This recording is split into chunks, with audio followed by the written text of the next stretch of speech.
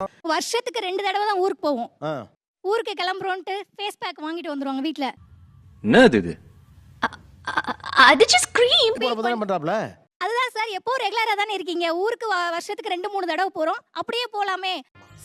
அதான் பிரச்சனையே. என்ன பிரச்சனை? 2 பேரும் சொந்தமா? Love marriage sir. Love marriage உள்ளூர்ல. ஓப்பனிங் எப்படி இருக்க? லவ் இறங்குன மாதிரி தான். அவர் மேக்கப் போறது உங்களுக்கு பிரச்சனை இல்ல. ஊருக்கு போறப்ப மட்டும் ஏன் போடுற?